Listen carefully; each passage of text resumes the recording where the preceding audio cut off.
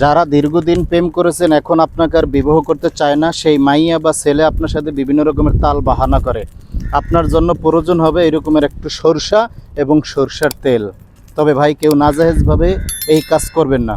পৃথিবীর যেখানেই থাকুক, যদি আপনার সাথে দুই নাম্বারই করে থাকে, দীর্ঘদিন আপনার সাথে প্রেম করছে, আপনার অনেক টাকা পয়সা লস করছে, আপনার পারিবারিকভাবে সবাই জানছে শুনছে আপনি এই ছেলের সাথে এই মেয়ের সাথে দীর্ঘদিন সম্পর্ক করছেন, এখন সে আপনাকে আর চিনতেছে না, আপনাকে বিবাহ করতে রাজি হচ্ছে না, সেই ক্ষেত্রে প্রয়োজন হবে এরকমের সরষে এবং সরষার তেল মিক্স করে নেবেন।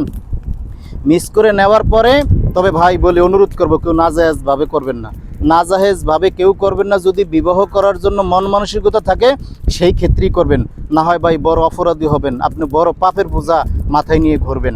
তাহলে কি করবেন, এরকমের সরষা নেবেন, সরষে এবং সরষের তেল মিক্স করে 41 বার সূরা ফাতিহা শরীফ পড়বেন, পরে এরকমের ফু দিবেন এবং সাথে 7 বার আয়াতুল কুরসি পড়বেন, পরে এরকম সরষায় ফু দিবেন। ফু দেওয়ার পরে 100 বার ইয়া আলিমুল হাকিম পড়বেন। আপনার প্রেমিকের নাম মনে মনে নেবেন, নেওয়ার পরে এরকম আর আগুনের মধ্যে ছাড়বেন। আপনার প্রেমিক বিশ্বের যে কোনো জায়গায় থাকুক, এই যে সরষা যেরকম ফুটতেছে, ফটফট ফটফট করে ফুটতেছে, আপনার মনের মানুষ পৃথিবীর যেখানেই থাকুক আপনার জন্য এরকম জ্বলে পুরো আঙ্গার হয়ে যাবে।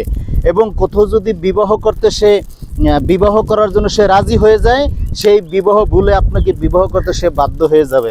তবে যদি বউ করার স্বপ্ন থাকে তাহলে এই কাজ করবেন। কেউ নাজায়েজভাবে যদি কাজ করছেন, খবরদার, পাপ কখনো পাপকে ছাড়বে না। এমন কাজ করবেন না যেন আপনি পাপের ভাগীদার হন। একান্ত যারা বিবাহ করবেন, বিবাহ করার জন্য মন মানসিকতা থাকে, এই কাজটা শুধু তারাই করবেন। আপনার জন্য প্রয়োজন হবে এরকম লাকড়ি দিয়ে আগুন জ্বালাবেন, সরষা পরে এরকম ছেড়ে দিবেন। মনের মানুষ পৃথিবীর যেখানেই থাকুক আপনার চেহারা তার চোখের ভিতরে এরকম ভাসবে, আপনাকে ছাড়া সে কিছুই বুঝবেন না।